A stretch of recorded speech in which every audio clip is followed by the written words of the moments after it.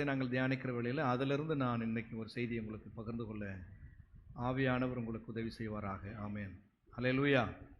கலாத்தியருக்கு நிருபம். இந்த கலாத்தியருக்கு நிருபம் இவங்க கேள்விப்பட்ட இந்த சுவிசேஷத்தை விட்டு வழிமாறி போனார்கள் இடையில்.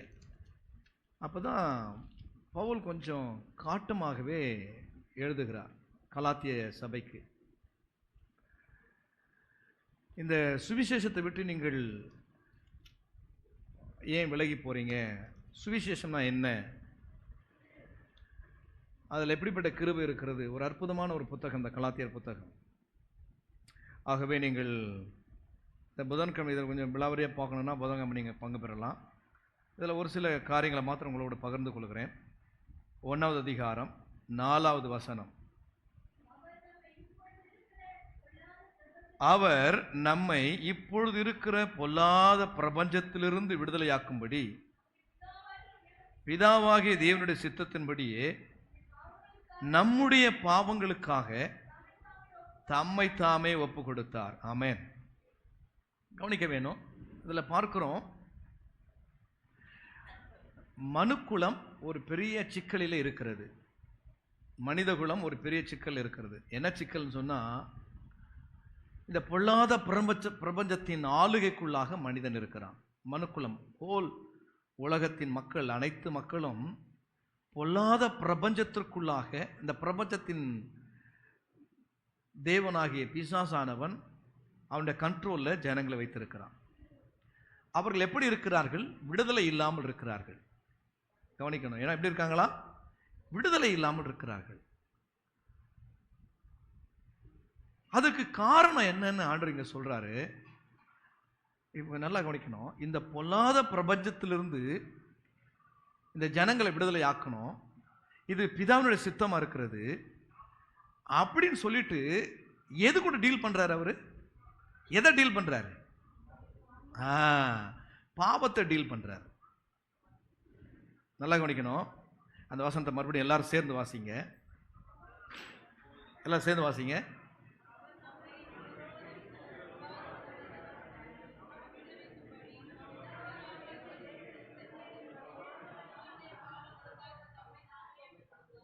அப்போ கொஞ்சம் கவனிக்கணும். இந்த பொல்லாத பிரபஞ்சத்தின் ஆளுகைக்குள்ளாக மனுக்குலம் இருக்கிறது.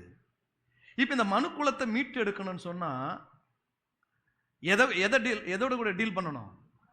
பாவத்தோடு டீல் பண்ணணும். இது யாருக்கு பிரியமா இருக்கிறது? பிதாவாகிய தேவனுக்கு சித்தமா இருக்கிறது. இப்போ அந்த மனுக்குலம் இந்த பிரபஞ்சத்தில் எப்படி இருக்குதான்? விடுதலை இல்லாமல் இருக்கிறார்கள். அப்ப விடுதலை இல்லாமல்னா என்ன என்ன என்ன நிலைமையில் இருக்கிறாங்க? வியாதி, மரணம், பலவீனம், வறுமை, இல்லையா, பயம், திகில், இப்படி பலவிதமான போராட்டங்களினால மனுக்குலம் சிக்கி இருக்கிறது. இதிலிருந்து விடுதலை பண்ணணும்னு யார் விரும்புறது? பிதாவாகிய தேவன் விரும்புகிறார். நல்லா கவனிச்சுக்கணும். நம்முடைய வாழ்க்கையில் நீங்கள் ஒரு நோக்கம் உங்களுக்கு காணப்படணும். பிதாவாகிய தேவன் அல்லது பரலோக தேவன் நான் சுகமாக இருக்க, விடுதலையாக வாழ, ஆரோக்கியமாக இருக்க, நல்லா சுகமாக இருக்க விரும்புகிறார். அவர் விரும்புகிறார். ஆமென். அல்லேலூயா. இதை நீங்கள் மனதில் பதிஞ்சாதான் மேற்கொண்டு உங்களுக்கு என்ன பண்ண முடியும்?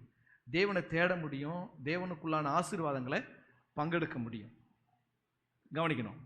அப்போ இந்த பொல்லாத பிரபஞ்சம் எப்படி ஆளுகை செய்ய வந்தது? ஆண்டவர் மனிதனை வியாதியில, பலவீனத்துல, பாவத்துல சிக்கி கிடக்கணுங்கிறதுனால படைக்கவே இல்லை. தேவனுக்கு ஒரு நோக்கம், அனாதி நோக்கம் தெரியுமா? நம்முடைய பிள்ளைகளாய் இருக்க வேண்டும் என்பதுதான் தேவனுடைய அனாதி நோக்கம்.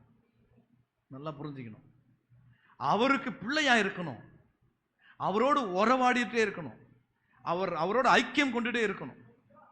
இதுதான் ஆண்டவருடைய நோக்கமே. கடவுளுடைய படைப்புல மனிதனுக்கு தேவை என்பதே கிடையாதுங்க. எல்லாமே பூர்த்தியாக்கப்பட்டு இருந்தது. நம்புறீங்களா? எல்லாமே பூர்த்தியா இருந்தது. அவன் ஒன்னு கொடுங்க ஆண்டவர்னு கேட்க வேண்டிய இடத்துல இல்லவே இல்லை. எல்லாவற்றையும் எடுத்துக்கொள்கிற இடத்துல தான் அவன் இருந்தான். நம்புறீங்களா? ஆமாவா இல்லையா? ஆமென். நீங்கள் உங்கள் முகத்தெல்லாம் பார்த்தாக்கா ஐயோ பரிதாபமாக ஏங்கிட்டு இருக்கிற மாதிரி இருக்கு இல்லையா? கொடுக்குற இடத்துல, அதாவது கெஞ்சுற இடத்துல இல்லை, நாம் எடுத்துக்கொள்கிற இடத்துல இருக்கணும். அப்படின்னா என்ன அர்த்தம்? ஒரு வீட்டில் யாரும் போய் எந்த பிள்ளையும் போயிட்டு அம்மா சோறு கிடைக்குமாம்மா அப்படி கேட்குற வேலையே கிடையாது. அம்மா எனக்கு படிக்க வைக்கிறியம்மா அப்படி கெஞ்சன பிறகு சொல்லித்தராங்களா வீட்டில்? சொல்ல மாட்டேங்கிறீங்களே. அப்போ நம்முடைய தகப்பனுடைய வீட்டில், பிதாவின் வீட்டில் கெஞ்சுற இடத்துல ஆண்டவர் நம்மளை வைக்கல. பிள்ளையாய் சுதந்திரவாளியாய் அவரோடு கூட ஐக்கியம் கொள்ளுகிற இடத்துல, எல்லாவற்றையும் எடுத்துக்கொள்ளுகிற இடத்துல கர்த்தர் நம்ம வச்சார். எத்தனை பேர் விசுவாசிக்கிறீங்க? ஆமென். எல்லாவற்றையும் எடுத்துக்கொள்ளுகிற இடத்துல. அப்போ நமக்கு அந்த தெளிந்த பார்வை இருக்கணும். ஆண்டவருடைய படைப்பில் என்னை பிச்சைக்காரன மாதிரி அல்ல, அடிமை போல அல்ல, எல்லாவற்றையும் சுதந்திரிக்கிற பிள்ளையாக சுதந்திரவாளியாக வச்சார். ஆனா இந்த உலகத்தின் அதிபதி, அதாவது பிசாசானவன் என்ன பண்ணிட்டான்? இவங்களை எப்படி ஆய்களும் என்ன பண்ணிடணும்? வெளியே கொண்டு வந்துடணும். தேவனுடைய சாயலிருந்து, தேவ தன்மையிலிருந்து, தேவ பிள்ளை என்கிற அந்த எண்ணத்திலிருந்து இவங்களை என்ன பண்ணிடணும்? வெளியே கொண்டு வரணும். இதுதான் அவனோட நோக்கமே. நான் ஒன்று சொல்றேன், கவனிங்க. உங்களையும் பிதாவையும் பிரிக்கிறது தான் நோக்கம், பிசாசனோட நோக்கமே. நோக்கம் உங்க மனதளவில் பிரிச்சுட்டான்னு சொன்னா நீங்க எப்படிதான் இருப்பீங்க? பிச்சைக்காரனை போலதான் இருப்பீங்க. அப்பாவுக்கும் பிள்ளைக்கும் ரிலேஷன்ஷிப் கட்டாச்சுன்னு சொன்னா என்னதான் பண்ணணும்? பிள்ளை என்னதான் பண்ணணும்? பண்ணி திங்கிற தவிடு கூட கிடைக்கலையா, அது கூட ரெஸ்ட்ரிக்ட். காரணம் என்ன? அப்பா கூட இருக்கிற அந்த உறவை அவன் துண்டித்ததுனால. அப்பா கூட உறவு இருக்கிற வரைக்கும் அவனுக்கு எல்லாம் பரிபூர்ணமா கிடைச்சது, ஒரு குறைவில்லை. ஆனா என்னைக்கு அவன் துண்டித்து போனானோ அன்றைக்கு எல்லாமே அவனுக்கு என்ன ஆயிடுச்சு? துண்டிக்கப்பட்டுச்சு. வாழ்க்கையில் எல்லாம் இழந்து, அதாவது ட்ரை தான் ஆகும். புரிஞ்சுக்கணும். என்ன பண்ணோம்? என்னதான் ஆகும்? ட்ரை தான் ஆகும். தேவனை விட்டு கடந்து போக போக எல்லாம் என்னதான் ஆயிடும்? ட்ரை ஆயிட்டே போகும். ஆமென். ஆமென் சொல்லுங்களேன். கிணத்துல தண்ணி சுரக்க முள்ள என்ன பண்ணிட்டு இருக்கோம்? தண்ணி வந்துட்டே இருக்கும். ஆனா குளத்துல இருக்கிற தண்ணி, ஏரியில் இருக்கிற தண்ணி என்ன ஆகும்? ட்ரை ஆயிட்டே இருக்கும். காரணம் என்ன? சொல்லுங்களேன். காரணம் என்ன? இது நீர் சுரக்கல, ஆனா என்ன பண்ணுது? இது ட்ரை ஆயிட்டு போகுது, வடிஞ்சிட்டே இருக்கு.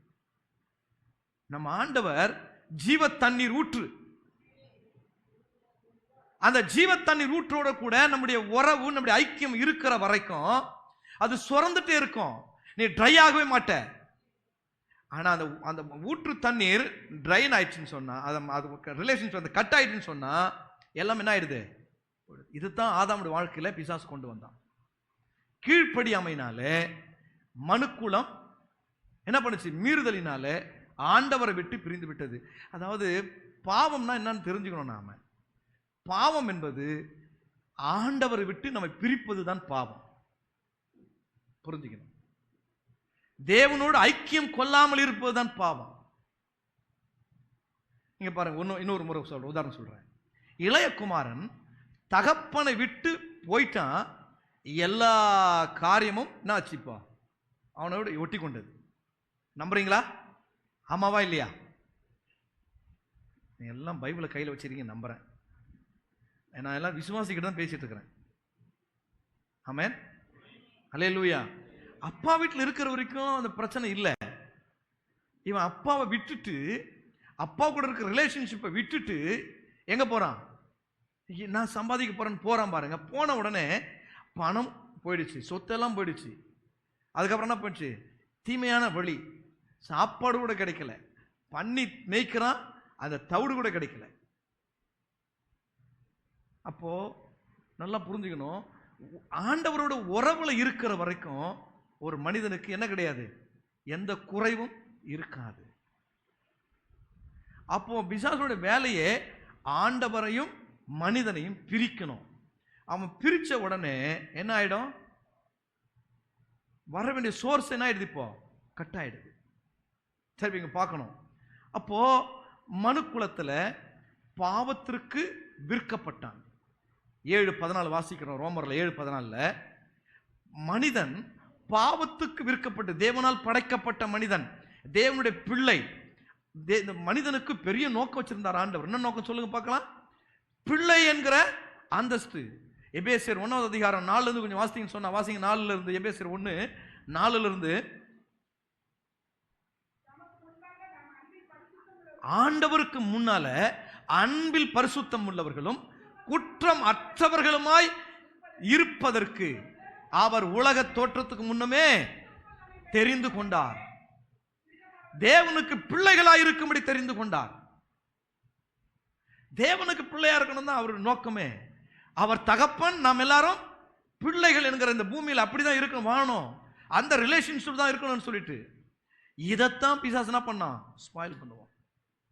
ஒன்று சொல்றேன் கவனிங்க, சாத்தானுடைய முழு முதல் நோக்கம் தேவனையும் நம்மையும் பிரித்தால் அவன் வெற்றி பெற்று விட்டான் என்ற அர்த்தம். நான் எத்தனை முறை சொல்லியிருக்கிறேன், மீன் வாழறதுக்கு நீர் அவசியம், மரம் வாழ்வதற்கு மண் அவசியம், மனிதன் வாழ்வதற்கு இயேசு தேவனாகிய கர்த்தர் அவசியம். ஆமென் ஆமென். தண்ணி இல்லைன்னா மீன் செத்துடும். தண்ணியும் மீனும் பிரிச்சாக்கா என்ன ஆயிடும்? மீன் செத்துடும். மரத்தையும் மண்ணையும் பிரிச்சாக்கா மரம் செத்துடும். தேவனையும் மனிதனையும் பிரித்தால் மனிதன் செத்து விடுவான். இதான் பிரின்சிபல். அப்போ இந்த ஜீவன் இழந்துட்டான், தேவனோடு இருக்கிற ஐக்கியம் இழந்துட்டான், உறவை இழந்துட்டான். மனிதன் தான் இழந்தானே தவிர தேவன் இழக்கல. அதனாலதான் மறுபடியும் ஆண்டவர் வந்து, ஆதாமே நீ எங்க இருக்குன்னு சொன்னா பண்றாரு, he is a loving God. மறுபடியும் வந்து தோட்டத்துல என்ன பண்றாரு, தேடி வர்றாரு, எங்க இருக்கிற. இவன் தான் போய் ஒளிந்து கொண்டானே தவிர ஆண்டவர் என்ன பண்ணல, ஒளிந்து கொள்ள. அவன் தப்பு பண்ணான்னு தெரியுமா தெரியாதா ஆண்டவருக்கு? ஐயா சொல்லுங்களேன், கொஞ்சம் பேசலாம் சொல்லுங்க. தெரியுமா தெரியாதா? ஆண்டவர் ஒளிந்து கொண்டாரா? இவன் தப்பு பண்ணிட்டான், இனிமேல் அவங்ககிட்ட பேசக்கூடாது, அவனை அப்படி சொன்னாரா? கிடையாது. என்ன பண்ணாரு? தேடி வர்றாரு, தேடி வர்றாரு. அவரோடு ஐக்கியம் கொள்ள விரும்புகிற தேவன், மனிதனோடு ஐக்கியம் கொள்ள விரும்புகிற தேவன். அப்போ இந்த உறவை இழந்ததுனால இப்ப 7:14 வாசிங்க. ரோமர் 7:14.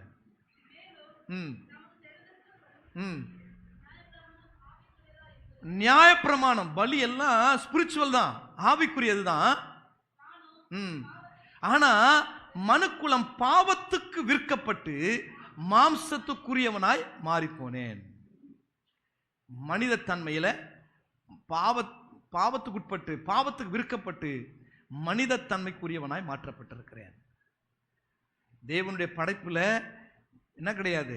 மாம்சத்தன்மை கிடையாது, ஆவியின் தன்மை. தேவன் மனிதனை படைக்கிற பொழுது ஆவிக்குரியவனாய் தான் எப்படி இருந்தார்? தேவன் எப்படி இருக்காரு? ஆவியா இருக்கிறார். மனிதனையும் ஆவியாய் படைத்தார். ஆனா இப்ப எல்லாம் என்ன பண்ணிச்சு? இப்போ கர்னல் மைண்ட் உள்ளவனா மாறிட்டான். பிசாசுடைய தந்திரமே சுயநலவாதியாய், தற்சார்புடையவனாய், தேவனை விட்டு பிரிந்து வாழ்வதுதான். நான் உங்களுக்கு பெரிய டெமோ பண்ணி காமிச்சேன். மீன் தண்ணியை விட்டு பிரிஞ்ச உடனே செத்துடாது. செத்துருமா? கொஞ்ச நேரம் துள்ளிட்டே இருக்கும். ஒரு சில மீன் ரொம்ப நேரம் துள்ளிட்டே இருக்கு. அதே மாதிரி மரம் நிலத்தை விட்டு பறிச்ச உடனே செத்துருமா? சாகாது. ஆனா கண்டிப்பா செத்து கொண்டே இருக்கிறது. அது ப்ராசஸ் போயிட்டு இருக்கு. மரண ப்ராசஸ் என்ன இருக்கு, நடந்துட்டு இருக்கு. ஆமாவா இல்லையா? ஆமா. கண்டிப்பா ஒரு நாள் சாக போகுது, சுத்தமா செத்துற போகுது.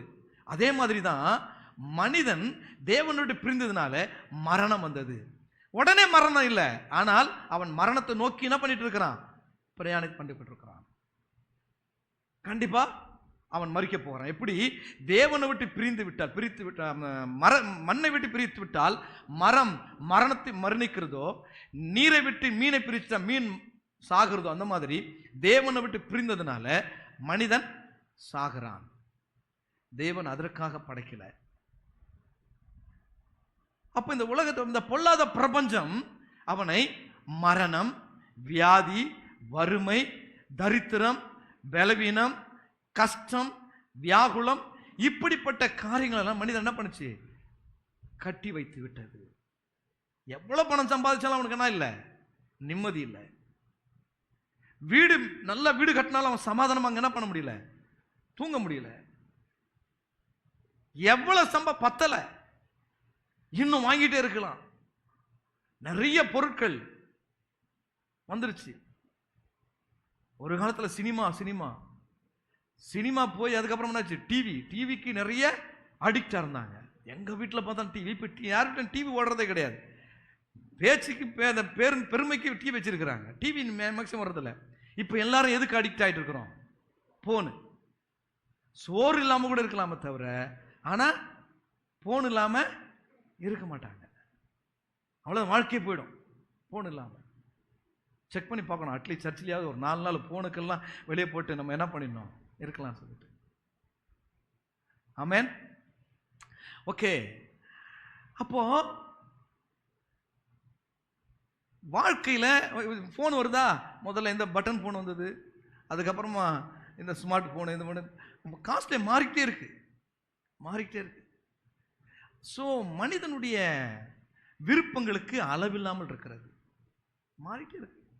இந்த உலகம், இந்த பிரபஞ்சம் மனிதனை இப்படி ஆசையினால, இச்சையினால, விருப்பங்களினால, பயத்தினால, எதிர்கால சிந்தையினால என்ன பண்ணி வச்சிருக்குது? கட்டி வச்சிருக்குது, விடுதலை இல்லாம. இது எங்க போட்ட வித்து நினைக்கிறீங்க? அநேகர் நினைக்கிறாங்க, ஓ அவங்க செஞ்சதுனால, திருடுனதுனால பாவம், பொய் சொன்னதுனால பாவம், அவங்க குடிச்சதுனால பாவம், விபச்சாரம் பண்ணதுனால பாவம். கிடையாது. ஆனா பாவத்தின் வித்து அவர்களுக்குள் இருக்கிறதுனால அவர்கள் பாவம் செய்கிறார்கள். நல்லா புரிஞ்சுக்கணும். அதான் பவுல் சொல்ற, எல்லாருக்குள்ளும் அந்த பாவ வித்து இருக்கிறது. எல்லாரும் தேவ மகிமையை அற்றவர்களானார்கள். தேவ ஜீவன் இல்லை. அவர்கள் உயிரோடு இருந்தும் செத்து போனவர்களாய் தேவனோடு ஐக்கியம் இல்லாதவர்களாய் இருக்கிறார்கள். எல்லாரும் இதுல யாரையும் கை காட்டுறதுக்கு நமக்கு எந்த விதமான ரைட்ஸும் கிடையாது. எல்லாரும் பாவிகள் என்று உலகத்தில் இருக்கிற எல்லாரையும் ஒரே லிஸ்ட்ல தான் வைக்குது பரலோக தேவன். அது நல்லா புரிஞ்சுக்கணும். இதுல யாரும் நீதிமான் கிடையாது. ஒருவரும் தேவனண்டை சேர்வதற்கு சரியான நபர் என்று சொல்லுவதற்கு ஒருவருக்கு என்ன கிடையாதான்? அருகதை கிடையாது. அப்போ தேவன் இப்படிப்பட்ட நிலையில் தான் மனிதனை வச்சாரா? கொஞ்சம் யோசிக்கணும். அப்ப இந்த உலகத்தின் பிசாசானவன் இந்த ஜனங்களை கட்டி வைத்திருக்கிறான். விடுதலை இல்லாமல் கட்டி வைத்திருக்கிறான். பலவிதமான சங்கிலினால கட்டி வச்சிருக்கிறான். பலவிதமான நினைவுகளால கட்டி வச்சிருக்கிறான், விடுதலை இல்லாமல். இப்ப இவங்க விடுதலை பண்ணணும்னா ஒருத்தர் வேணும். யார் அந்த நபரா இருக்கணும்னா, நல்லா கவனிக்கணும், யார் அந்த நபரா இருக்கணும்னா, என்னுடைய பாவத்தை டீல் பண்ணக்கூடியவரா இருக்கணும். எத்தனை பேர் புரியுது? ஆமென், ஆமென். the right person இருக்கணும். பாவம் செய்யாது இருக்கணும் அப்படி கிடையாது. ரொம்ப நல்லவர் அப்படி கிடையாது. என்னுடைய பாவத்தை அழிக்க வரணும், என்னுடைய நோயை அழிக்கணும். இது பிதா என்ன பண்ணாராம்? ஆதி காலத்திலேயே அவர் இந்த உலகம் உண்டாக்குறதுக்கு முன்னாலேயே கிறிஸ்துவுக்குள் ஒரு பிளானை வச்சிருந்தார், ஒரு திட்டத்தை வச்சிருந்தார். என்ன திட்டம்னா, கிறிஸ்து மூலமாய் இந்த முழு மனுக்குலத்தையும் தன் வசப்படுத்திக் கொள்ள வேண்டும். மறுபடியும் அவனை மறு சீரமைத்து கிறிஸ்துவின் சாயலாக்கி கொண்டு வர வேண்டும் என்பது தேவனுடைய முழு நோக்கமா இருந்தது. எத்தனை பேர் புரியுது? அல்லேலூயா. இழந்து போன உறவை மறுபடியும் என்ன பண்ணி ஆகணும்? புதுப்பிக்கப்படணும். அப்புறம் எப்படி புதுப்பிக்கிறது? இப்போதான் பாருங்க, அந்த வசனத்தை மறுபடியும் வாசிங்கன்னு சொன்னா, மறுபடியும் வாசிங்க அந்த வசனத்தை. நம்முடைய பாவங்களுக்காக தம்மை தாமே என்ன பண்றாராம்? அர்ப்பணித்தார், ஒப்புவித்தார். பிதா போஸ்ட் பண்ணவும் இல்லை. இது இங்க பாருங்க, கிறிஸ்துவங்கிறது வாலண்டரி வர்ஷிப், வாலண்டரி, தன்னார்வத்தோடு கூட வர வேண்டிய ஒரு ஆராதனை. கொடுக்கிறது உற்சாகத்தோடு முழு மனதில் வரக்கூடியது. ஊழியம், இந்த சேர போடுறது, பெருக்கிறது, எல்லா வேலையுமே மக்களை சந்திச்சு இயேசு நல்லவர்னு சொல்றது, இயேசு உனக்காய் சிலுவையில் அறையப்பட்டார்னு சொல்றது எல்லாமே எங்கிருந்து வரணும்? உனக்கு யாரையும் ஆண்டவர் ஃபோர்ஸ் பண்ணவே மாட்டார், ஃபோர்ஸ் பண்ணவே மாட்டார். நல்லா புரிஞ்சுக்கணும். கண்டிப்பா இப்படிதான் இருக்கணும், அந்த மாதிரி இன்னும் கையில் லத்தி வச்சுக்கணும், இன்ஸ்பெக்டர் மாதிரி போலீஸ்கார் மாதிரி ஆண்டவர் அப்படிலாம் பண்ணுவார் அப்படின்னு நினைக்காதீங்க. ஆண்டவர் அப்படிலாம் பண்றவரே கிடையாது. அவர் அன்பே உருவான தேவன். கவனிக்கிறீங்களா? தேவன் அன்பாகவே இருக்கிறார். God is love.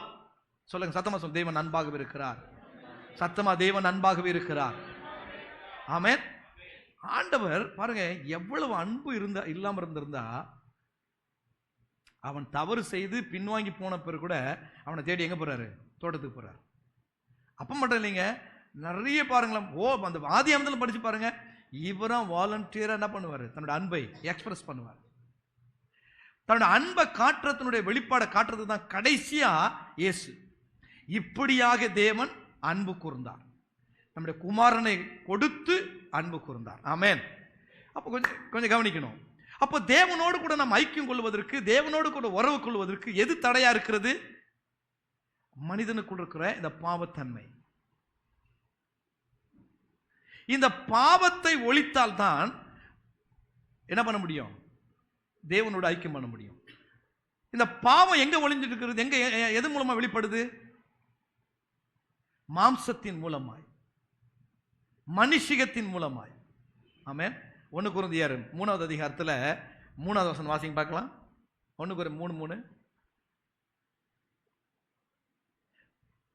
பொறாமையும் வாக்குவாதமும் பேதகங்களும் உங்களுக்குள் இருக்கிறபடியால் நீங்கள் மாம்சத்துக்குரியவர்களாய் இருந்து. பாத்தீங்களா?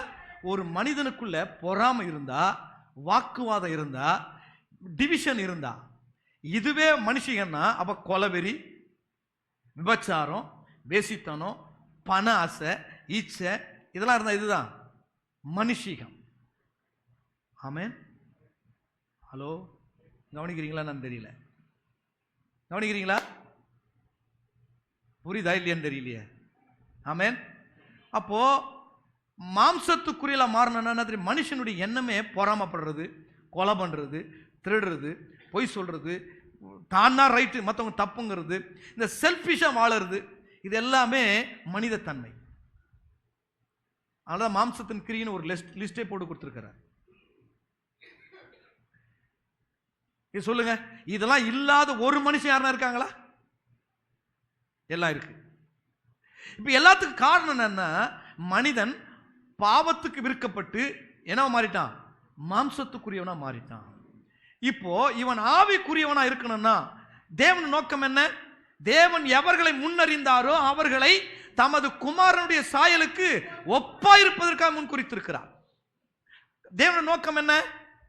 நீங்க எல்லாம் வாங்க, இன்னைக்கு என்ன ஆராதிக்கணும், என்ன துதிக்கணும், நேரம் போங்க சாப்பிடுங்க, அதான் நோக்கம் நினைக்கிறீங்களா? கிடையாது. தேவனுடைய பிரதான நோக்கம் அவருக்கு பிள்ளைகளாயிருக்க வேண்டும், கிறிஸ்துவின் சாயலுக்கு ஒப்பாயிருப்பதற்காக தேவன் அழைத்திருக்கிறார். ஆமென், ஆமென். இதுதாங்க அல்டிமேட் கோல். அல்டிமேட் கோல் என்ன தெரியுமா? நீங்கள நான் வந்து எனக்கு வீடு அது எல்லாம் அதெல்லாம் செகண்டரி. அல்டிமேட் கோல் இயேசுவின் சாயலுக்கு அல்லது பிள்ளையாக்குவதற்கு தேவன் நம்மை தெரிந்தெடுத்திருக்கிறார். ஆமென், ஆமென். சொல்லுங்களேன் ஒரு ஆமென். ஆமென். பிள்ளை, நான் உங்களுக்கு என்ன சொன்னேன்? பிள்ளைனா என்ன? பிள்ளைனா கேட்டு கேட்டு பெறவன் கிடையாது. பிள்ளைனா எடுத்து எடுத்து சாப்பிட்றவன். எத்தனை பேர் புரியுது? ஆமென். பிள்ளைனா கேட்டு கேட்டு அம்மா அப்பான்னு கேட்டு கேட்டு சாப்பிட்றவன் கிடையாது. பிள்ளை பிள்ளை என்ன பண்ண? அம்மா என்னம்மா இருக்கு, என்ன இருக்கு, என்ன செஞ்சிருக்கிற? இப்பெல்லாம் சின்ன சின்ன பசங்களை என்ன என்ன குழம்பு செஞ்சிருக்க, அம்மா சாப்பிடு, என்ன குழம்பு செஞ்சிருக்க? எல்லாரும் அப்படிதான் கேட்குறாங்க, என்ன செஞ்சிருக்கிற? இந்த கேள்வி யாருன்னா கேட்கல. அம்மா மறக்க சொல்லுங்க பார்க்கலாம். என் பிள்ளை நான் என்ன கொடுத்தாலும் அப்படியே சாப்பிட்டு போயிடான். சொல்லுங்க பார்க்கலாம். சின்ன பிள்ளை கூட என்ன செஞ்சிருக்க, என்ன சாப்பாடு இன்னைக்கு, என்ன குழம்பு? ஏன்? நீ என் அம்மா, என் அப்பா, என் வீடு, நான் உங்களுக்கு பிள்ளையா பிறந்திருக்கிறேன், எனக்கு என்ன வேணுமோ அதை செய். ஆமென். இதான் உறவு. அந்த பிள்ளைக்கு தெரியும், இது எங்க அப்பா, இது எங்க அம்மா, இது என் வீடு, எனக்கு உண்டானதை அவங்க செய்வாங்க, செஞ்சு கொடுப்பாங்க, செஞ்சு தரணும். அப்போ இந்த அப்பா பிள்ளை உறவுக்குள்ள கர்த்தர் நம்மை கொண்டு வந்திருக்கிறார். வந்து வரவே அதான் நோக்கமே. நான் மறுபடியும் சொல்றேன், பிள்ளைன்னா அவர் அப்பான்னா எடுத்துக்கணுமா அல்லது போய் கெஞ்சணுமா? பலர் கெஞ்சறது கூட கிடையாது, வீட்டில் போயிட்டு கவலைப்படுறதோட சரி. எனக்கு யாரும் இல்லையே, எனக்கு ஒன்றும் இல்லையே, எனக்கு எதுவுமே இல்லையே, அவங்கள பாரு வீடு கட்டாங்க, இதை பண்ணிட்டாங்க, அதை பண்ணிட்டாங்க, ஆனால் எனக்கு ஒன்றும் இல்லை, அப்படி கவலைப்படுறது. ஏன்? நான் பிள்ளை, அவர் அப்பா என்ற உறவு இருந்தா நான் எடுத்துக்குவேன். சத்தமா ஆமாண்ணா ஒரு அலையில சொல்லுங்களேன். ஆமேன். புரிஞ்சாதான் அலையில சொல்ல முடியும். யாருக்கு புரியலையோ அவங்க அலையில சொல்ல முடியாது, ஆமேன் போட முடியாது. ஆமேன். அப்போ நல்லா கவனிக்கணும். இதைத்தான் பிசாசு கெடுத்துட்டு என்ன பண்ணிட்டான்? வறுமையில, வியாதியில, பலவீனத்துல, கவலையில, பயத்துல இப்படி நம்மளை கட்டி வச்சுட்டான். இதை விடுதலை பண்ணணும்னா ஆண்டவர் போய் எது கூட போய் டீல் பண்ணணும்? பாவத்தோடு. இதான முக்கிய காரணம். பாவத்தோட டீல் பண்ணணும். ஆமேன், ஆமேன். இப்போ ஆண்டவர் என்ன பண்றாரு? இப்போ பாவ மாம்ச சாயலா வரார். இது எல்லாம் வசனம் இருக்கு தெரியும் இல்லையா? பாவ மாம்ச சாயலா வரார். பாவத்தின் மனுஷ ரூபம் எடுத்து வரார். மனுஷனா வரார். ஏன் மனுஷனா வராரு? ஏன்? பாவத்தை அழிக்கணும், மாம்சத்தை ஒழிக்கணும். அந்த மாம்சத்தில் கிரியை செய்து கொண்டிருக்கிற பிசாசு என்ன பண்ணணும்? கிழிக்கணும். மனிதனை விடுதலை பண்ணணும். ஆமென். புரியுதுங்களா உங்களுக்கு? யாரை விடுதலை பண்ணணும்? மனுஷனை விடுதலை. மனிதன் எனக்கு முக்கியம். ஆனா அவன் எங்க எங்க போய் சிக்கின்னு இருக்கிறான்? மாம்சத்துக்குள் சிக்கின்னு இருக்கிறான். தேவன் இரக்கத்தில் ஐஸ்வர்யம் உள்ளவர். ஆமென். பாருங்க, இப்படி படைச்ச மனிதனை ஆண்டவர் என்ன பண்ணணும்? இப்போ மீட் எடுக்கணும். இப்போ மீட் எடுக்கணும்னா இப்போ எதை டீல் பண்ணி ஆகணும்? மாம்சத்தை டீல் பண்ணி ஆகணும். பாவத்தை டீல் பண்ணி ஆகணும். பாவத்தை டீல் பண்ணணும்னா பாவம் எங்க குடியிருக்கிறது? மாம்சத்துல, மனுஷிகத்துல குடியிருக்கிறது. மனுஷிகத்துல குடியிருக்கிறது. அப்போ இந்த மனுஷிகத்தில் குடியிருக்கிற இந்த பாவத்தை ஒழிக்கணும்னா இயேசு என்ன பண்றாரு? அந்த லெவலுக்கு இறங்கி வர்றார். அந்த கீழ்நிலைக்கு இறங்கி வர்றார் ஆண்டவர். இதை புரிஞ்சுக்கணும். நீங்க அந்த ஆண்டவருடைய அன்பை நீங்க புரிஞ்சுக்கிட்டீங்கன்னா நீங்க அவருக்காக எந்த லெவலுக்கும் இறங்குவீங்க. அவர் ஆராதிக்காம இருக்க முடியாது, அவரை பாடாம இருக்க முடியாது, அவர் துதிக்காம, அவருக்காக எதையும் செய்யாம இருக்க முடியாது. ஆமென். மனிதன் எப்படி போயிட்டான்? எங்க போயிட்டான்? எவ்வளவு மோசமா இருக்கணுமோ அவ்வளவு மோசமான நிலைக்கு போயிட்டான். கீழான நிலைமைக்கு போயிட்டான். கவலையில, பயத்துல, வியாதியில, வறுமையில, பலவீனத்துல, இருள அவன் என்ன பண்றான்? சிக்கி கிடக்கிறான். விடுதலை இல்லாம தவித்து கொண்டிருக்கிறான். இப்போ இவனை விடுதலை ஆக்குறதுக்கு ஆண்டவர் என்ன பண்றாரு? இப்போ மனு உருவெடுத்து வர்றார். ஏன் வர்றாரு? இந்த மனு உருவத்தை ஒரு ஆதாம் மூலமாய், ஒரு முதல் ஆதாம் மூலமாய் மனிதனுக்குள்ள என்ன வந்தது? மரணமும் பாவம் வந்தது. இப்போ இரண்டாம் ஆதாமாகி இயேசு மூலமாய் மரணத்தையும் பாவத்தையும் என்ன பண்ணி ஆகணும்? இப்போ ஒழிக்கணும். ஆமென். எத்தனை பேர் புரியுதுன்னு தெரியல. ஆமென், ஆமென் சொல்லுங்க. இரண்டாம் ஆதாம் மூலமாய், இயேசு மூலமாய் பாவத்தையும் மரணத்தையும் ஒழிக்க பிதா டீல் பண்ண சித்தம் வைத்திருந்தார். ஆமென். பிதா அதான் சித்தம் வைத்திருந்தார். என்ன சித்தம் வச்சிருந்தாரு? மனுக்குலம் ஜெயில கிடக்கு, சிறையில கிடக்கு, பாவ சிறையில, மனுஷிக சிறையில் இருக்கு. இப்போ அவனை விடுதலையாக்கி தெய்வீகத்தை, தேவ ஜீவனை மனுஷனுக்குள் உள்ளாக்க வேண்டும். அல்லேலூயா. ஆமென்.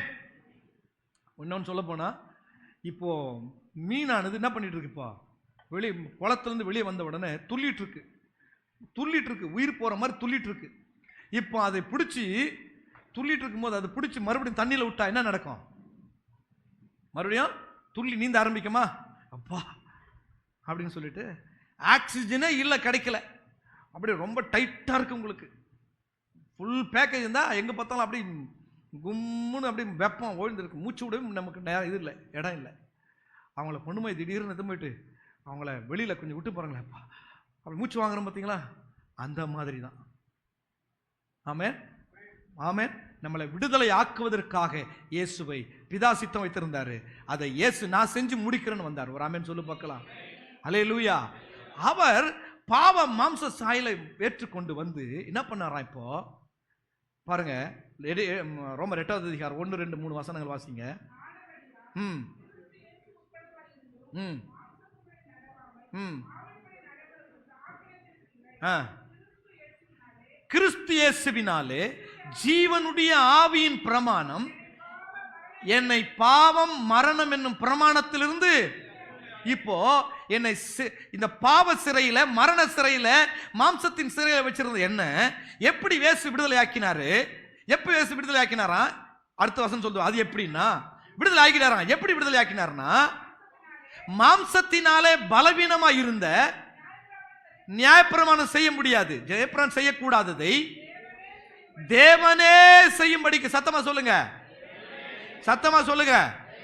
இங்கதான் நீங்க தேவ கிருபை. உன்னால முடியாது, உன்னால சார் என்னால முடியும் நினைக்காதீங்க. என்னால முடியாது, சத்தமா சொல்லுங்களேன்.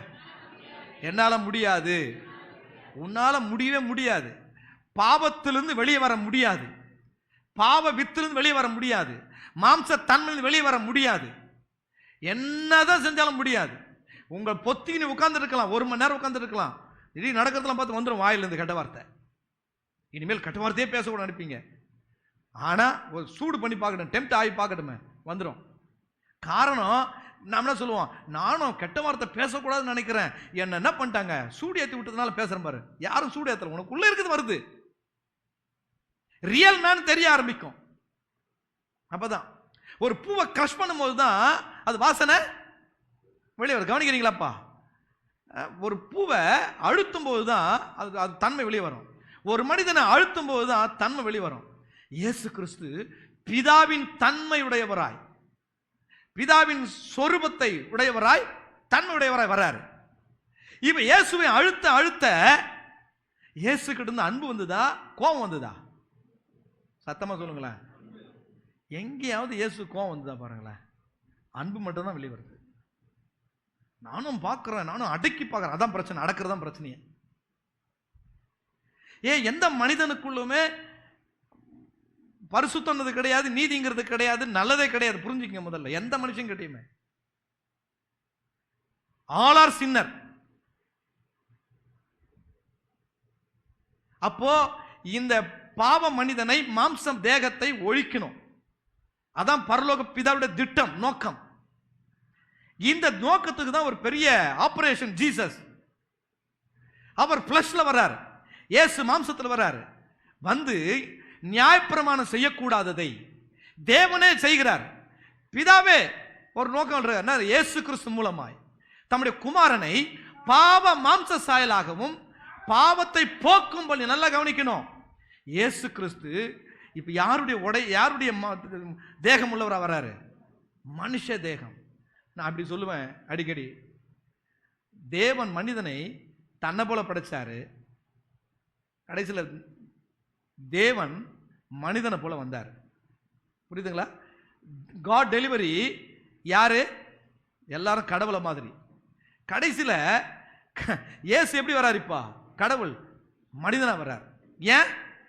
மனுக்குலத்தில் இருக்கிற அந்த எண்டுக்கு போயிட்டு மனிதனை மீட்டு திருப்புவதற்காக இயேசு அப்படி வர்றார். எத்தனை பேர் புரியுது?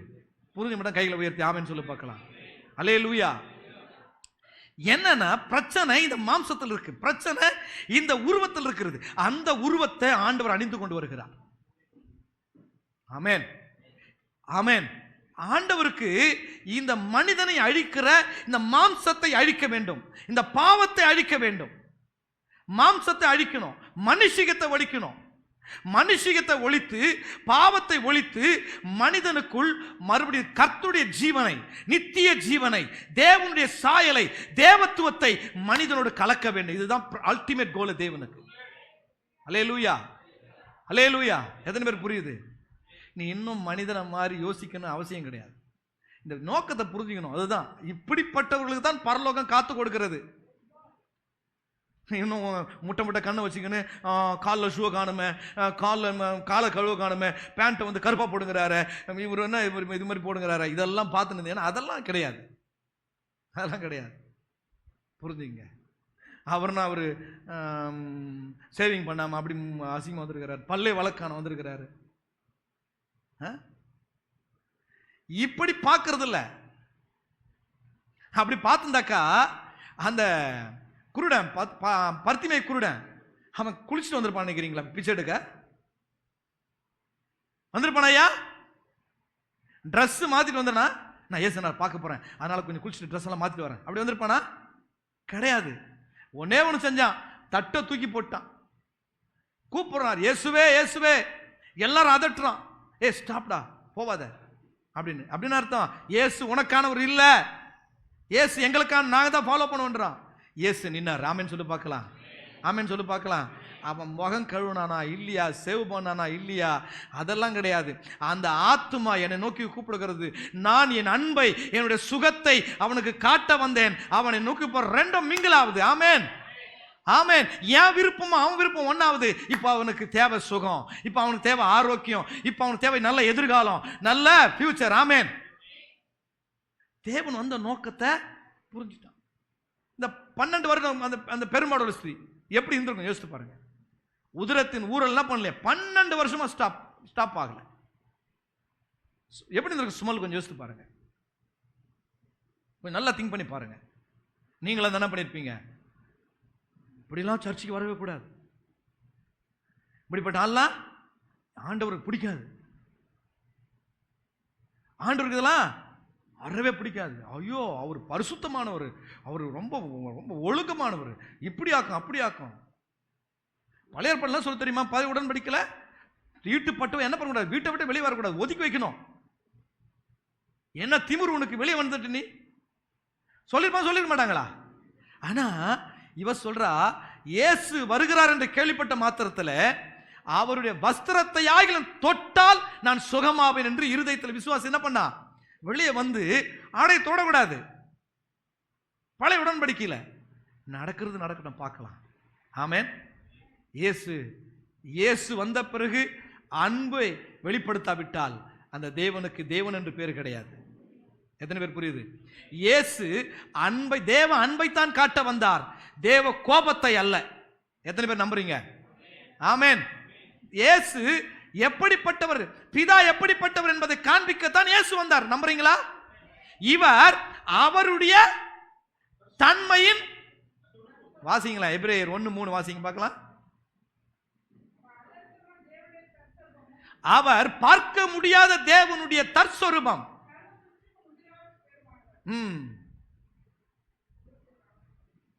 எபிரேயர் 1:3 வாசிங்க. இப்போ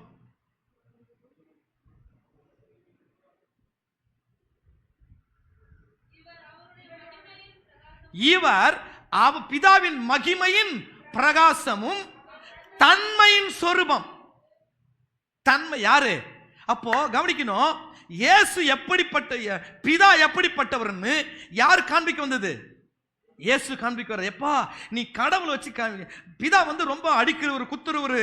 அதனால தான் நீங்க இந்து புராணங்கள்லாம் பார்த்தீங்கன்னா எல்லா கடவுள்களையும் கத்தி இருக்கும், வேல் இருக்கும், அம்பு இருக்கும், எல்லாம் இருக்கும். ஏன்? கடவுள் இப்படிப்பட்டவராக்கும் அப்படின்னு சொல்லிட்டு. ஆனா கிறிஸ்தவம் என்ன சொல்லுதுன்னா, தேவன் அன்பா இருக்கிறாரு. இயேசுவை பாருங்க, அந்த இயேசுவில் அந்த அன்பு தெரிகிறது. அந்த பெருமாடுல ஸ்திரீ வரா, மதம் என்ன பண்ணுது? மதம் என்ன பண்ணுது? நீ தொடக்கூடாது, போ, பத்திமை கூட, நீ கிடையாது, அமைதியை ஸ்டாப் பண்ணுது. ஆனா இயேசு நின்று அவனை என்ன பண்றாரு? விளிம்பு நிலை மக்களை கூட தன் பக்கமே சேர்த்துக் கொள்கிற அன்பு. ஆமென். ஓரங்கட்டப்பட்ட மனிதர்களை, கைவிடப்பட்ட மனிதர்களை, தள்ளப்பட்ட மனிதர்களை சேர்த்துக் கொள்கிற அன்பு. மதம் யாரெல்லாம் தள்ளிச்சோ, மதம் தேவன் மதத்தை ஸ்தாபிக்க வரல, அன்பை, பிதாவின் அன்பை காண்பிக்க வந்தார். அவர் எவ்வளவு அன்பா இருக்கிறார் பாரு. அவர் எவ்வளவு, பிதா எவ்வளவு தான் அன்பு. நீங்க தப்பு தப்பா புரிஞ்சுட்டு இருக்கீங்க. பிதாவை குறித்து தப்பு தப்பா புரிஞ்சுட்டு இருக்கீங்க. அவர் கோபப்படுறவர், அடிக்கிறவர், உதைக்கிறவர் சொல்லிட்டு கிடையாது. அப்போ இந்த எந்த இடத்துல இந்த பெருமடுள்ளவள், தீட்டு உள்ளவள் என்று ஒதுக்கி வச்சதோ, இப்ப இயேசுவை தொட்ட மாத்திரம் சுகமாக்கிட்டான். ஆமென். இதான் ஆண்டவருடைய அன்பு. அப்ப இதை புரிஞ்சுக்கணும். ஆண்டவர் வந்ததின் நோக்கம், இயேசு வந்ததின் நோக்கமே தேவனுடைய அனாதி நோக்கம், அவருடைய அன்பை காண்பிக்க. நான் யாரையும் தள்ள, அவர் சொல்றாரு, என்னிடத்தில் வந்தவர்களை நான் புறம்பே தள்ளுவதில்லை. இதுதான் தேவனுடைய அன்பு. அப்போ இப்போ இந்த இயேசு கிறிஸ்து எப்படி வர்றாரு? தேவனுக்கு ஒரு திட்டம் இருந்தது. மனிதனுடைய பாவத்தை டீல் பண்ணணும், மாம்சத்தை டீல் பண்ணணும். மாம்சத்தை அழிச்சிட்டா, பாவத்தை அழிச்சிட்டாக்கா மனிதன் யாரோட ஒப்புரவாகிடுவான்? பிதாவோட ஒப்புரவாகிடும். அப்போ உங்களுக்கு என்ன தெரியணும்னா, இந்த ஆதாமின் சாயல், ஆதாம் மூலம் வந்த பாவ சாயல், இந்த மரண சாயல், இந்த வியாதியின் சாயல் இயேசு மூலமாய் அழிக்கப்பட்டு விட்டது. ஆமென். இந்த பாவ சாயலை அழிக்க தான் இயேசு வந்தாரு. என்ன ஒரு மாம்சத்தின் பிடியில, பாவத்தின் பிடியில, வியாதியின் பிடியில நான் சிக்கிண்டு கிடந்தேன். ஆனா இயேசு என்ன பண்ணாரா? அது எப்படி எனில், மாம்சத்தினால பலவீனமாய் இருந்த, நியாயப்பிரமாணம் செய்யக்கூடாததை தேவனே செய்யும்படிக்கு தம்முடைய குமாரனை பாவ மாம்ச சாயலாகவும் பாவத்தை போக்கும் பலியாகவும் அனுப்பி மாம்சத்திலே பாவத்தை ஆக்கினைக்குள்ளாக தீர்த்தார். ஆமென். நல்லா புரிஞ்சுக்கணும். இப்ப எனக்கு என்ன பிரச்சனை? என்ன பிரச்சனை? நான் பாவம் செய்வது பிரச்சனை இல்ல, நான் பாவியாய் பிறந்ததான் பிரச்சனை. எத்தனை பேர் புரியுதுன்னு தெரியல. ஆமென், ஆமென். இப்போ நான் இந்தியாவில், அதாவது நான் அமெரிக்காவில் வாழாததுக்கு காரணம் இந்தியாவில் பிறந்தான். ஆமென், ஆமாவா இல்லையா? நான் இந்தியாவில் பிறந்ததுனால இந்தியாவில் வாழறேன். நான் அமெரிக்காவில் பிறந்திருந்தா அமெரிக்கன் சிட்டிசன் இருப்பேன். அதே போலதான் நான் பாவம் செய்ததினால் கிடையாது, என்னுடைய பிறப்பை பாவியாக பிறந்திருக்கிறேன். அப்போ ஆண்டவர் என் பிறப்பையை மாற்றணும். பிதாவுக்கு ஒரு நோக்கம் இருந்தது. இயேசு மூலமா நம்ம எல்லாரும் பிள்ளையாக்கி கொள்ளணும், சுவிகார பிள்ளையாக்கி கொள்ளணும், புத்திராக்கி கொள்ளணும். அப்ப சுவிகார புத்திராக்கி கொள்ளணும் சொன்னா இயேசு கிறிஸ்து மூலமா அவரே தாமே என்ன பண்றாராம்? இந்த மனுக்குலத்தின் பாவத்தை, மாம்சத்தை அழிக்கும்படிக்கு தாமே மாம்ச ரூபம் எடுத்து தமது மாம்சத்திலே பாவத்தை ஆக்கினைக்குள்ளாக தீர்த்தார். ஆமென், ஆமென். சிலுவை பாருங்க. சிலுவையில நீங்க எல்லாரும் இயேசுவை சிலுவையில் அறைப்பட பார்க்க கூடாது. இயேசு சிலுவையில பாவத்தை அறைந்து கொண்டிருக்கார். கொலோசியர் 2வது அதிகாரம் 13, 14, 5 வசனம் கொஞ்சம் வாசிங்க. பாவங்களினாலே மாம்ச விருத்த சேதனம் வேதனாலேயும் மரித்தவளாய் இருந்த நம்மை இயேசுவோடு கூட உயிர்ப்பித்து அக்கிரமங்கள் எல்லாவற்றையும் உங்களுக்கு மன்னித்து, நல்லா கவனிக்கணும். இப்ப என்ன சொல்ற? சிலுவையில் நடந்ததை பாருங்க. நமக்கு எதிராய் பிசாசு போட்டிருந்த எல்லா திட்டங்களையும்,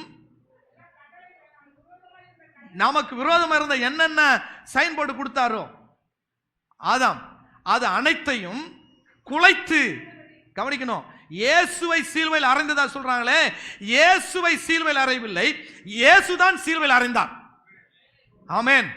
கையெழுத்தை குலைத்து அதை நடுவில் இராதபடிக்கு எடுத்து சிலுவையின் மேல் ஆணி அடித்து இயேசு கிறிஸ்து ஒரு வேலை செஞ்சார். இயேசுவை யாரும் ஆணியில் அடிக்கல. நல்லா புரிஞ்சுக்கணும். இயேசுவை யாரும் கொல்லல. யோசித்து பாருங்க. நான் இயேசுவை பிடிக்க வராங்க, இயேசுவை பிடிக்க வர நான் தான் இயேசுன்னு சொல்லும் போது கீழே விழுறான். நான் தான் இயேசுன்னு சொல்ல என்ன பண்றான்? கீழே விழுறான். இவரை யாரும் சிலுவையில் அறையல. நல்லா பாருங்க. நம்மளை விடுதலை ஆக்குறதுக்காக, நம்மளை தூக்கி நிறுத்துறதுக்காக, நம்முடைய அவரை மாதிரி மாத்துறதுக்காக அவர் நம்முடைய உடலை தரித்து கொண்டு வந்தார். மாம்ச சரீரத்தை தரித்து கொண்டு வந்து சிலுவையிலே அந்த மனுஷிகத்தை, அந்த மாம்சத்தை, தேவனையும் மனிதனையும் பிரிக்கிற, தேவனையும் தேவ பிள்ளையும் பிரிக்கிற இந்த மனுஷ சாயலை, இந்த பாவ ரூபத்தை சிலுவையிலே இயேசு சுமந்து கொண்டு வந்து அவர் இதை அறைகிறார். இதை புரிஞ்சுக்கணும். இந்த மனுஷ சாயல், இந்த பாவ சாயல், இந்த பழைய மனிதன் இயேசுடனே கூட சிலுவையில் அறைவதற்காக இயேசு சிலுவைக்கு போக வேண்டியதா இருந்தது. ஆமென். இதான் சிலுவை, இதான் சுவிசேஷம், இதான் கிறிஸ்தவம்.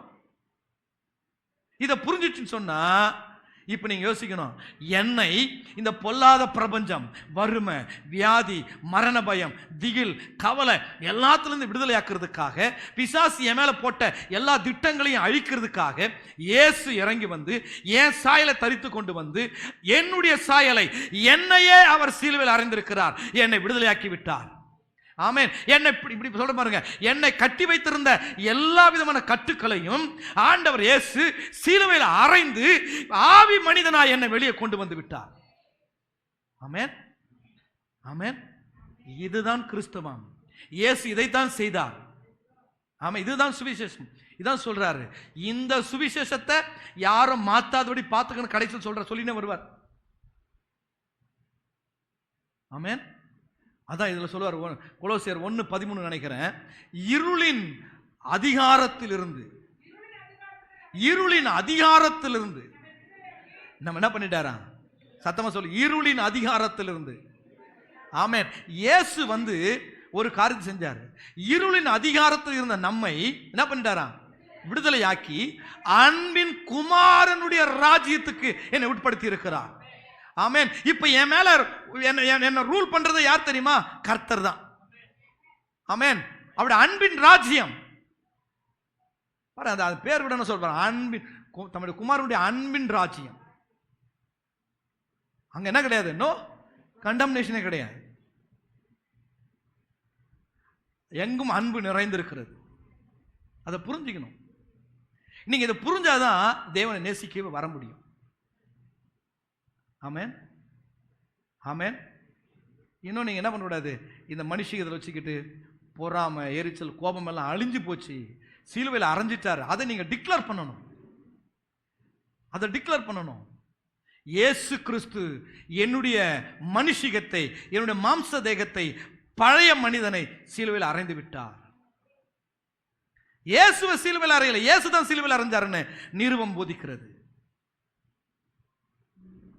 ரோமர் 6வது அதிகாரம் வாசிங்க பார்க்கலாம். 9:6. பாவத்துக்கு ஊழியம் செய்யாதபடிக்கு. அப்ப பாவத்துக்கு ஊழியம் செய்யக்கூடாதுன்னா எது ஒளிந்து போனோம்?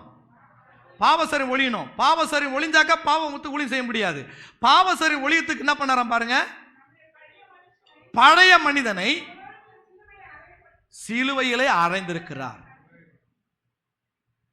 ஆமென் சொல்லு பார்க்கலாம். இப்ப நீங்க தைரியமா சொல்லலாம், என்னுடைய பழைய மனிதனை இயேசு சிலுவையில் அறைந்து விட்டார். இப்ப மறுபடியும் கொலோசியருக்கு வாங்க.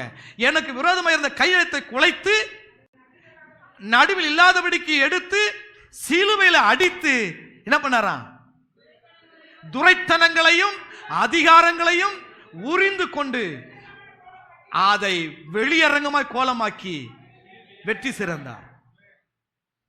சிலுவையில இயேசு, நல்ல மறுபடியும் சொல்றேன், சிலுவையில இயேசுவை அல்ல, இயேசுவை ஒருவராலும் என்ன பண்ண முடியாது, இயேசுவை கொல்ல முடியாது. அவருடைய ஜீவன் நித்திய ஜீவன், நித்திய ஜீவன் அழிவே கிடையாது.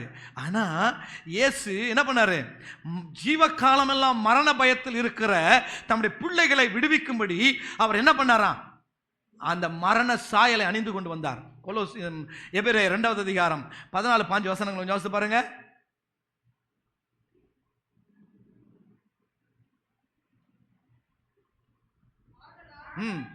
பிள்ளைகள் மாம்சத்தையும் ரத்தத்தையும் உடையவர்களாக இருக்க இயேசுவும் அவர்களைப் போல. நல்லா புரிஞ்சுங்க, இதான் தேவனுடைய அன்பு. இந்த உலகத்துல நீங்க ஒரு தப்பு பண்ணிட்டா உங்க கூட இருக்கிறவங்க அவன் இப்படிப்பட்டும் அப்படிப்படும் சொல்லுவாங்க. பரலோக தேவனுடைய அன்பை கொஞ்சம் யோசித்து பாருங்களேன். இவன் பிள்ளை என்ன பண்ணிட்டான்? ஆண்டவர் வந்து மாம்சத்தோட ரத்தத்தை இருக்க படைக்கல, அவன் ஆவியா இருக்க படைச்சாரு. அவன் இப்ப எப்படி மாறிட்டான்? மாம்சத்தை ரத்தத்தை உடையவனை படைச்சான். இப்போ கடவுளை வந்து அவனை கத்தியத்தை வெட்டி, நம்ம எல்லாம் நினைக்கிற மாதிரி அவர் காலை ஒடிப்பார், கையை ஒடிப்பார், சிலர்லாம் இப்படியே ஜெபம் பண்ணுவாங்க, அவனை சாகடிச்சிடும், எடுத்துக்கொள்ளும் அப்படின்னு. இந்த மாதிரிலாம் பண்றவர் கிடையாது. அவரு எவ்வளவு அன்பு இருந்தா பாருங்க. பிள்ளைகள் மாம்சத்தையும் ரத்தத்தையும் உடையவராக இருக்கும் பொழுது இவரும் அவர்களைப் போல. கடவுள் இவன் எப்படி எப்படி எங்க இருக்கிறான்? இவன் ரொம்ப நரகத்துக்கு பாத்திரவனா இருக்கிறான், ரொம்ப ரொம்ப அடிமட்டத்தில் இருக்கிறான், எவ்வளவு கீழே இருக்கணும் அங்க இருக்கிறான் மனுஷன். ஆனா இதா என்ன பண்ணாராம்? தன் பிள்ளைகள் இப்படி இருக்கான்னு சொல்லிட்டு இவரும் மாம்சத்தை ரத்த இவன் எப்படி இவன் பாதாளத்துக்குரியவன் பாவத்துமே உருவானவன் இவனை மாதிரி வந்து என்ன பண்ணாராம் மரணத்துக்கு அதிகாரியாக பிசாசானவனை தமது மரணத்தினாலே அவனை அழிச்சாராம். ராமன் சொல்லு பார்க்கலாம். ஆமென். இயேசு யாரும் சிலுவையில் இயேசுதான் மரணத்துக்கு அதிகாரியானவனை தமது மரணத்தினாலே அழித்து போட்டார். இப்ப நீங்க இது சுவிசேஷம் என்ன நினைக்கணும், இயேசு கிறிஸ்துவின் மரணத்தினாலே என்னுடைய மரண அதிகாரி, நம்ம எல்லாரும் ஏமான்றமே அப்படி நினைச்சீங்க, அந்த மரணத்துக்கு அதிகாரியானவனை இயேசு அழித்து போட்டார். ஆகவே என்ன மரண பயம் கூட என் மேல உரிமை எடுக்க முடியாது, மரண பயம் கூட என் மேல அதிகாரம் பண்ண முடியாது. இன்னொன்னு சொல்றாரு ரோமர் 8:8 ரோமர் 8:8 மாம்சத்தின்படி வாழ்வதற்கு நான் மாம்சத்துக்கு இனி கடன். ஏன் தெரியுமா? இயேசு கிறிஸ்து பாவம் மரணம் என்னும் பிரமாணத்திலிருந்து என்னை விடுதலை ஆக்கிட்டாரு. ஆகவே இந்த மாம்சம் என் ஆவி மேல அதிகாரம் பண்ண முடியாது. நான் ஆவிக்குரியவன், நான் நீதிமான், நான் நீதிக்குரியவன், நான் பகலுக்குரியவன். ஆகவே இதிலிருந்து என்னை கர்த்தர் ஆக்கி என்னை தேவனோடு ஒப்புரவாக்கி இருக்கிறபடினாலே மாம்சத்தின்படி வாழ்வதற்கு இனி நான் யாரு கிடையாது, ஆதாமிலிருந்து வந்தவன் கிடையாது, நான் இயேசுவிலிருந்து வந்தவன். ஆமென். பிதாவின் நோக்கம் என்ன? எல்லாரும் பிள்ளையா எல்லாம் ஒன்னா ஆவணும், ஒன்னா இருக்கணும், பிதாவும் மனிதனும் ஒன்னா இருக்கணுங்கிறது தான். இது யார் மூலமா நிவர்த்தி பண்றாரு? இயேசு மூலமா. எப்படி நிவர்த்தி பண்றாரு? பிள்ளைகள் பாவ மாம்ச சாயல் உடையவராய் இருக்கும் பொழுது இவரும் மாம்சத்தை ரத்தத்தை உடையவராய் வந்து என்ன பண்றாரு?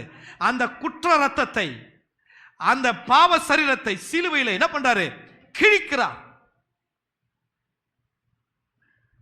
அதனால தான் 52 கடைசி வசனம் நினைக்கிறேன், ஏசாயாவில் அப்படிதான் நினைக்கிறேன். பாருங்க,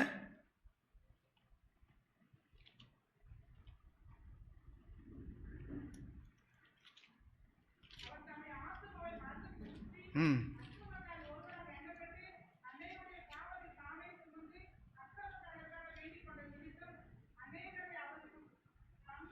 52:14 52 தான் சொன்னானு.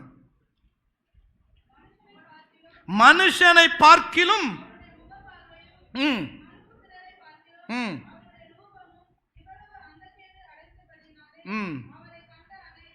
நீங்க ஆர்சி பைபிள் வாசித்து பார்த்தா கொஞ்சம் நல்லா இருக்கும். மனுஷ சாயலே அவருக்கு இல்லையா.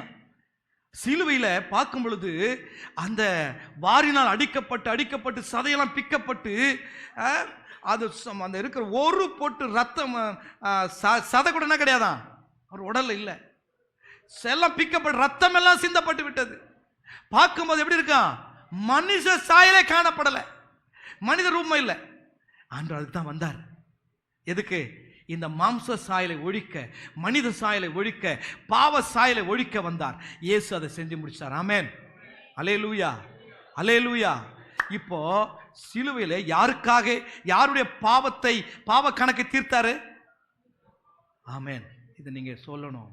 என்னுடைய பாவ சாயல், மரண சாயல், வியாதியின் சாயல் எல்லாம் சாத்தான் உரிமை எடுத்த சாயல் அனைத்தும் இயேசுவினால் என்ன பண்ணப்பட்டது? அழிக்கப்பட்டு விட்டது. இப்போ அவனுடைய உரிமை என் மேல கிடையாது, என்னை விடுதலை ஆக்கிட்டாரு. மறுபடியும் அந்த கொலோசியர் புத்தகத்தை வாசித்து பார்த்து முடிக்கலாம். கொலோசியர்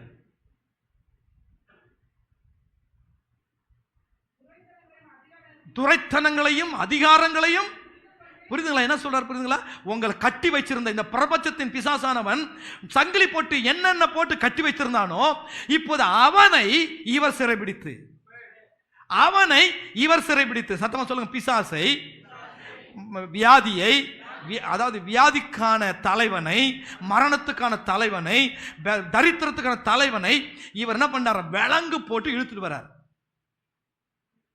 நீங்க சிலுவையில் இதான் நடந்தது.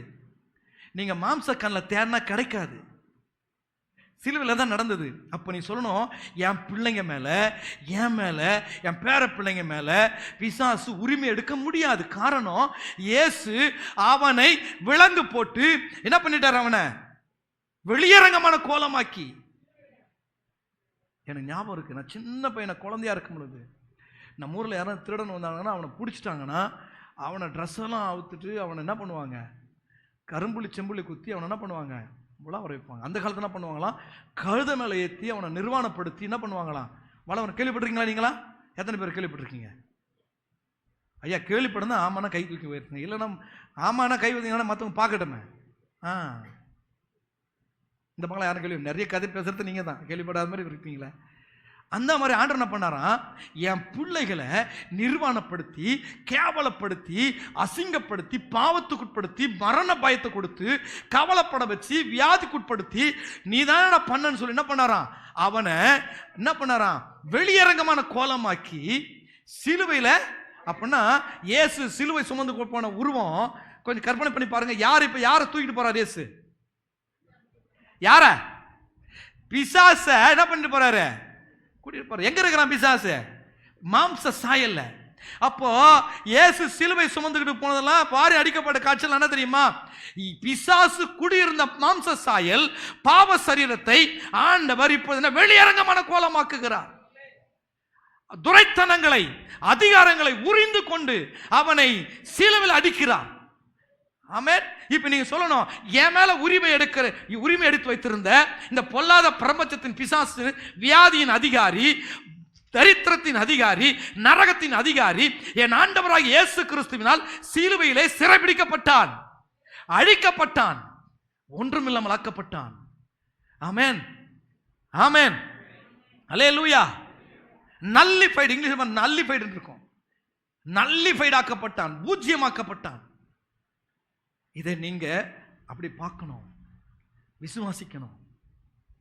அவனுக்கு என் மேல எந்த உரிமையும் இல்லை. அதை தான் சொல்றாரு, மாம்சத்தின்படி வாழ்வதற்கு நீ நான் யாரு கிடையாது, மாம்சத்துக்கு கடனாளி கிடையாது. ஐ மீன் எப்படி தெரியுமா, மாம்சம் என்னை ஆளுகை செய்ய நான் ஆளு கிடையாது. ஏன்னா ஆண்டவராலே என் மாம்சம் டீலிங் முடிஞ்சு போச்சு, என் பாவத்தின் டீலிங் முடிஞ்சு போச்சு, மாம்சத்தின் டீலிங் முடிஞ்சு போச்சு. ஆகவே பிசாசுக்கு மேல எந்த விதமான ஒட்டும் உறவும் இல்லை.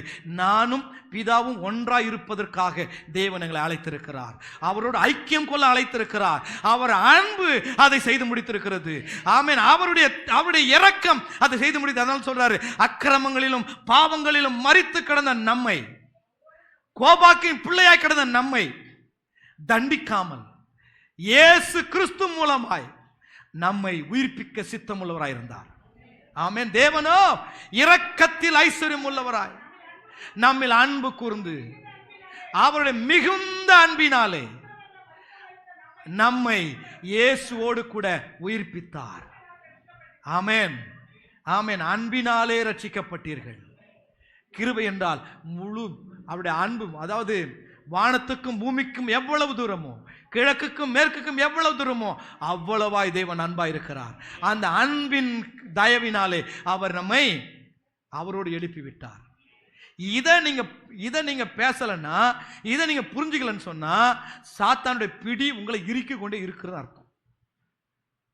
ஒரே ஒரு சொல்யூஷன், ஒரே ஒரு டேப்லெட், ஒரே ஒரு பாம். அது என்னன்னு சொன்னா, இயேசு சிலுவையிலே என் பாவ சரீரத்தை, பிசாசின் கூடாரமாகிய மாம்சத்தை, மனுஷத்தன்மையை அழித்து போட்டு விட்டார் இயேசு மூலமாய். ஆமென், ஆமென்.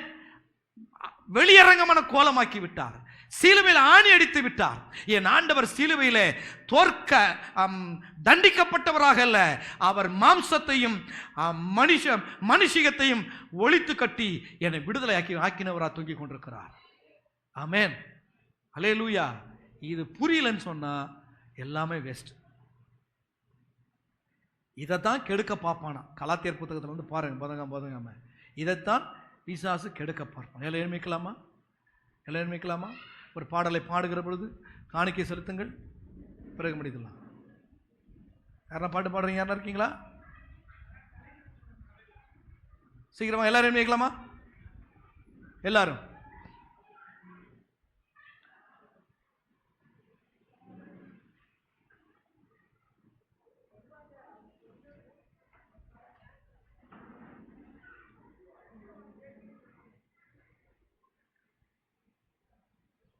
சரி, வேற என்ன பாடுங்க, அவங்க வந்துட்டு அப்புறம் பாடிக்கலாம். இப்ப தீபா வந்து ஒரு பாடுப்பா, அப்புறம் பாடிக்கணும் விடுங்க.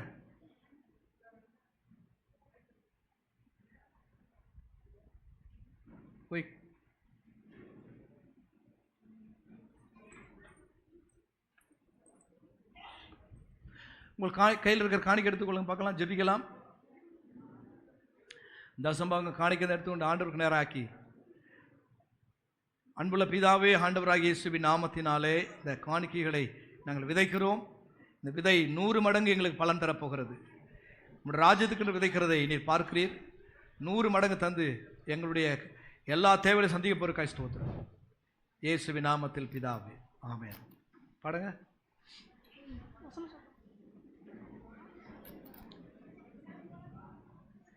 பாடுங்கம்மா.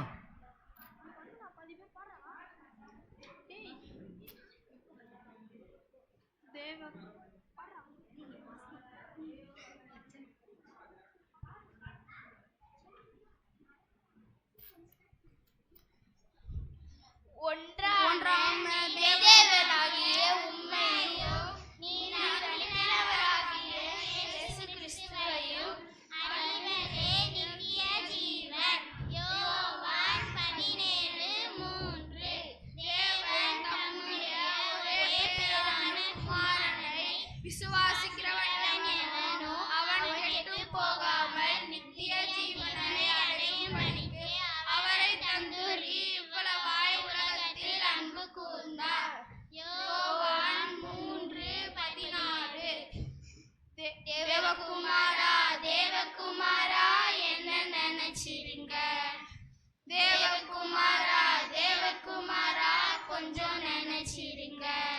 நீங்க நினைச்சா ஆசீர்வாதம் தான். என்ன மறந்தா எங்கே போவேனா. நீங்க நினைச்சா ஆசீர்வாதம் தான்.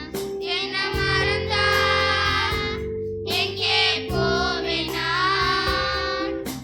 தேவகுமாரா, தேவகுமாரா என்ன நினைச்சிருங்க. தேவகுமாரா, தேவகுமாரா கொஞ்சம் நினைச்சிருங்க. உடைந்த பாத்திரம் நான், அது உமக்கே தெரியும். நீங்கள் மகிமைப்படுத்துகிறீர், இது யாருக்கு புரியும். உடைந்த பாத்திரம் நான், அது உமக்கே தெரியும். தேவன் பயன்படுத்துகிறீர், இது யாருக்கு புரியும். உதவாத என்னில் நீர் உறவானீர். நீங்க இல்லாம என் உலகம் விழிக்காதே. உதவாத என்னில் நீர் உறவானீர். நீங்க இல்லாம என் உலகம் விழிக்காதே. நீங்க இல்லாம என் உலகம் விழிக்காதே. நீங்க இல்லாம என் உலகம் விழிக்காதே. தேவகுமாரா, தேவகுமாரா என்ன நினைச்சிருக்க. தேவகுமாரா, தேவகுமாரா கொஞ்சம் நினைச்சிருக்க.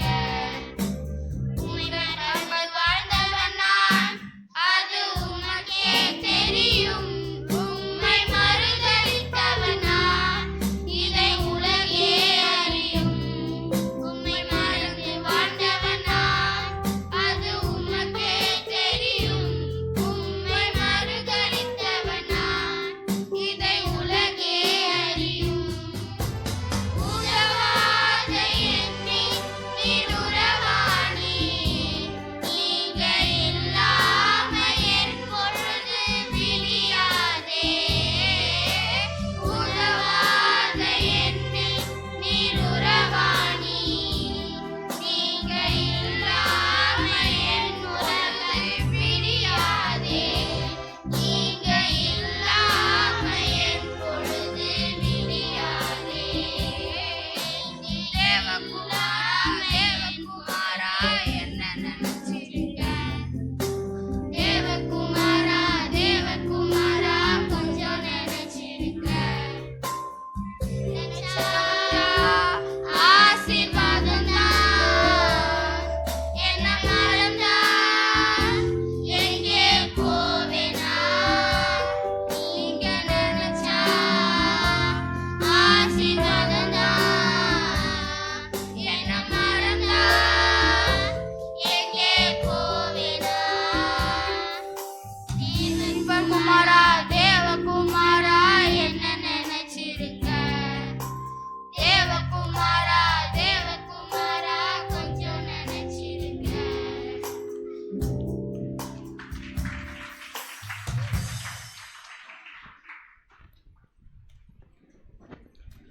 Price Lord. Praise Lord. Hallelujah. நம்ம எல்லாரும் நிற்கலாமா?